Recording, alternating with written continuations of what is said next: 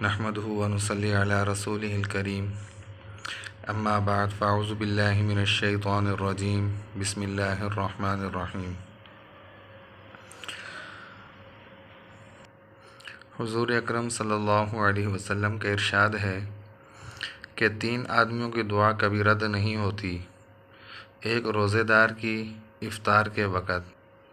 دوسرے عادل بادشاہ کی دعا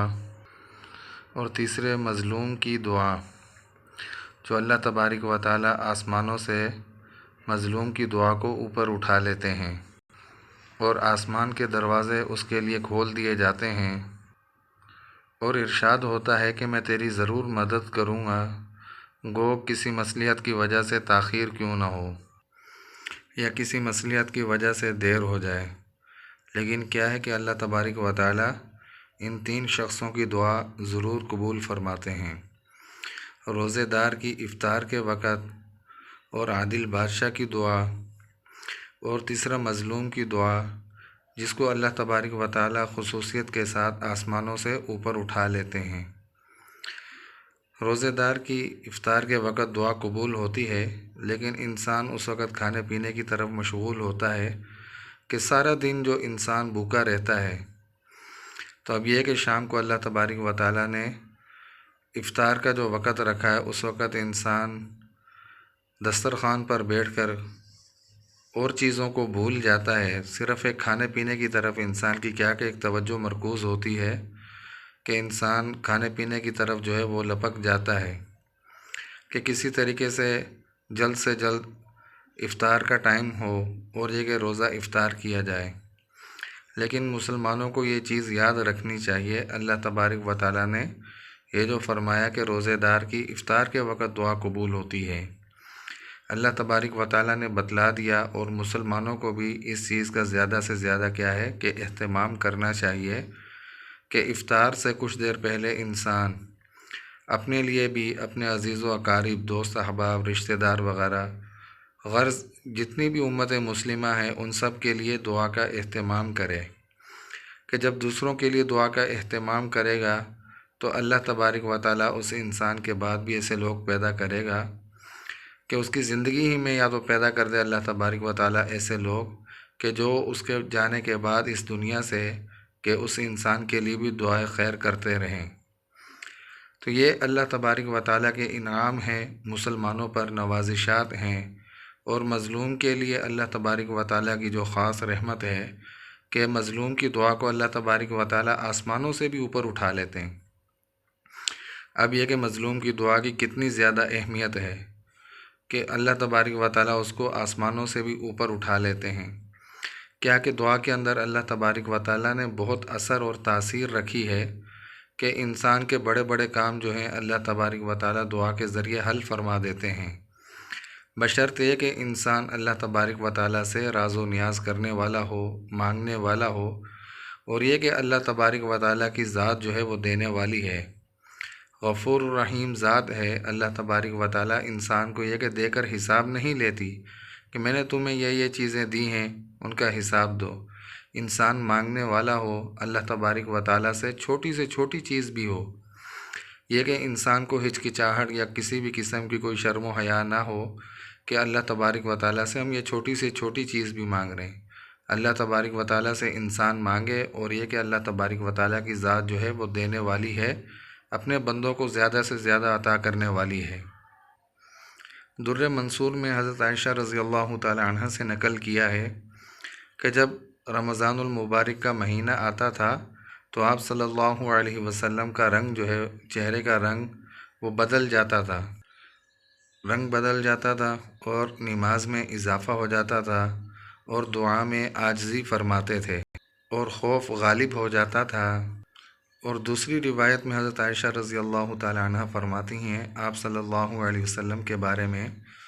کہ رمضان المبارک کے ختم تک آپ صلی اللہ علیہ وسلم بستر پر تشریف نہیں لاتے تھے۔ آپ صلی اللہ علیہ وسلم کی عبادت کا معمول حضرت عائشہ رضی اللہ تعالی عنہ نے بتلا دیا کہ اللہ تبارک و تعالیٰ کا مہینہ جب شروع ہوتا، یعنی رمضان المبارک کا مہینہ، تو آپ صلی اللہ علیہ وسلم عبادت کے اندر بھی اضافہ فرما دیتے تھے، اور نماز کے اندر بھی اضافہ فرما دیتے، اور دعا کے اندر عاجزی فرما دیتے، اور یہ کہ آپ صلی اللہ علیہ وسلم کے چہرہ انور کا جو ہے وہ رنگ بدل جاتا تھا کہ عبادت کے اندر اضافے کی وجہ سے، کہ زیادہ سے زیادہ جو ہے وہ اللہ تبارک و تعالیٰ کی عبادت کرنے والے، کہ اللہ تبارک و تعالیٰ نے موقع دیا ہے، رمضان المبارک کا ایک مہینہ اللہ تبارک و تعالیٰ کا مہینہ ہے، کہ جس کے اندر اللہ تبارک و تعالیٰ نے انسان کے لیے نیکیوں کا موقع رکھا ہے، ایک سیزن رکھا ہے کہ مسلمان اس کے اندر یہ کہ سیزن لگائیں اور نیکیاں زیادہ سے زیادہ کمائیں، اور اللہ تبارک و تعالیٰ کو جلد از جلد اور زیادہ سے زیادہ راضی کرنے والے ہوں، اور اپنی حاجات و ضروریات اللہ تبارک و تعالیٰ کے سامنے رکھنے والے ہوں۔ اور یہ کہ رمضان المبارک کے بعد پھر انسان سستی لاپرواہی کے اندر لگ جاتا ہے، غفلت کے اندر انسان پڑ جاتا ہے، لیکن رمضان المبارک کے اندر انسان جو ہے اللہ تبارک و تعالیٰ کے ساتھ جو ہے وہ راز و نیاز کرنے والا ہو، کیونکہ انسان کے لیے سحری کا وقت بھی ہے اور افطاری کا وقت بھی ہے۔ لازمی بات ہے کہ جب انسان روزے کے لیے سحری کے اندر اٹھتا ہے تو یہ کہ 2 نفل یا 4 نفل تہجد کے پڑھ کر اللہ تبارک و تعالیٰ سے 2-4 منٹ جو ہے وہ راز و نیاز کر لے، اللہ تبارک و تعالیٰ کے سامنے اپنی ضروریات، اپنی حاجات رکھ دے، اور یہ کہ اللہ تبارک و تعالیٰ اسے انسان کے ساتھ جو ہے، کیونکہ اللہ تبارک و تعالیٰ اس وقت آسمان دنیا پر تشریف فرما ہوتے ہیں، خود اعلان فرماتے ہیں کہ کوئی ہے مجھ سے بخشش طلب کرنے والا کہ جس کی میں بخشش کروں، کوئی ہے مجھ سے مانگنے والا کہ جس کو میں عطا کروں۔ اگر اس وقت یہ کہ اللہ تبارک و تعالیٰ کی ندا پر انسان جو ہے وہ سستی برتے، غفلت برتے، کہ اللہ تبارک و تعالیٰ سے مانگنے کے بجائے انسان کھانے پینے کی طرف توجہ رکھے، ساری زندگی انسان نے کھانا پینا ہے، لیکن جب اللہ تبارک و تعالیٰ خود ندا لگا رہے ہیں کہ کوئی مانگنے والا ہے کہ جس کو میں عطا کروں، اس وقت کیا کہ انسان کھانے پینے سے پہلے تھوڑا سا وقت جو ہے وہ اللہ تبارک و تعالیٰ کے ساتھ راز و نیاز میں لگا دے، اللہ تبارک و تعالیٰ سے اپنی ضروریات و حاجات کو جو ہے وہ مانگ لے، تاکہ اللہ تبارک و تعالیٰ اس انسان کی زندگی کو سہل فرما دے۔ ایک روایت میں ہے کہ اللہ تبارک و تعالیٰ رمضان المبارک کے اندر عرش کے اٹھانے والے فرشتوں کو حکم فرما دیتے ہیں کہ تم اپنی اپنی عبادت چھوڑ دو اور روزے داروں کی دعا پر آمین کہا کرو، کہ اللہ تبارک و تعالیٰ نے اس نورانی مخلوق سے اس کی اپنی عبادت چھڑوا کر اللہ تبارک و تعالیٰ نے روزے داروں کی عبادت پر ان کو مامور کر دیا کہ روزے دار جو بھی دعا مانگے تم نے یہ کہ ان کی دعا پر آمین کہنا ہے۔ اس سے بڑی انسان کے لیے، مسلمانوں کے لیے اور کیا اعزاز ہو سکتا ہے کہ مسلمان روزے دار ہو، روزے کی حالت میں ہو، رمضان المبارک کا مہینہ ہو، انسان دعا مانگے اور یہ کہ ملائکہ اس پر آمین کہیں۔ اس سے بڑھ کر مسلمانوں کے لیے اعزاز کی بات اور کیا ہو سکتی ہے؟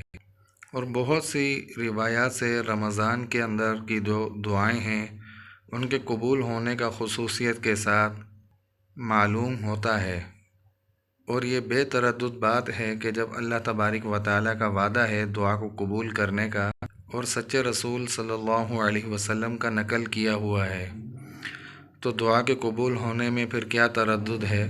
کہ جب اللہ تبارک و تعالیٰ کا وعدہ ہے اور آپ صلی اللہ علیہ وسلم کا فرمان ہے، تو پھر تو اس میں کسی قسم کی کوئی گنجائش یا کوئی شک کرنے کی بات ہی نہیں رہتی۔ لیکن اس کے بعد بھی کچھ لوگ جو ہے وہ اپنی کسی غرض کے لیے دعا کرتے ہیں، مگر وہ کام نہیں ہوتا، مگر اس سے یہ نہیں سمجھ لینا چاہیے کہ دعا قبول نہیں ہوئی، بلکہ دعا کے قبول ہونے کے معنی سمجھ لینے چاہیے انسان کو، کیونکہ اللہ تبارک و تعالیٰ انسان کو رمضان المبارک کے اندر دعا کرنے کا حکم فرماتے ہیں، کہ آپ صلی اللہ علیہ وسلم نے بھی فرمایا کہ دعا کرو، اور کیا کہ اللہ تبارک و تعالیٰ کا وعدہ جو ہے وہ سچا وعدہ ہے، اور آپ صلی اللہ علیہ وسلم کا فرمان بھی کیا ہے کہ سچا فرمان ہے، کہ انسان دعا کرے اور اللہ تبارک و تعالیٰ کی ذات جو ہے وہ اس دعا کو قبول فرمانے والی ہے، بشرط یہ کہ انسان مانگے تو صحیح اللہ تبارک و تعالیٰ سے۔ یہ انسان جو ہے وہ بہت جلد باز، ناشکرا، اور کیا کہ انسان کو بہت حریص اللہ تبارک و تعالیٰ نے پیدا فرمایا، اور انسان کی کوشش ہوتی ہے کہ جیسے ہی میں کوئی دعا مانگوں اور فوراً قبول ہو جائے، تو یہ کہ اللہ تبارک و تعالیٰ کی ذات کے اوپر ہے، اگر اللہ تبارک و تعالیٰ کی ذات فوراً ہی اس کو وہ چیز دے دیں یا اس کا نعم البدل دے دیں تو انسان خوشی کے مارے کیا ہے اترانے لگتا ہے اس چیز کے اوپر، اور یہ کہ اللہ تبارک و تعالیٰ اس کا نعم البدل کوئی عطا فرما دیں، اس سے کوئی اور چیز یہ کہ کوئی مصیبت وغیرہ اسے دور کر دیں، تو انسان یہ کہ اس چیز میں آ جاتا ہے پھر کہ اللہ تبارک و تعالیٰ نے دعا قبول نہیں فرمائی۔ اور یہ کہ پھر انشاءاللہ دوسری ویڈیوز کے اندر دعا کے قبول ہونے کا اور اللہ تبارک و تعالیٰ کی طرف سے انعام کہ دعا قبول ہوئی، لیکن یہ کہ اللہ تبارک و تعالیٰ نے اس کا نعم البدل عطا فرمایا انسان کو، ان چیزوں کے بارے میں پھر بتایا جائے گا۔ اگر یہ کہ ویڈیو اچھی لگے تو اس صورت کے اندر سبسکرائب اور لائک لازمی کر دیا کریں، تاکہ ہماری آنے والی جتنی بھی ویڈیوز ہیں وہ آپ حضرات تک یہ کہ پہنچتی رہیں۔ وآخر دعوانا الحمد للہ رب العالمین۔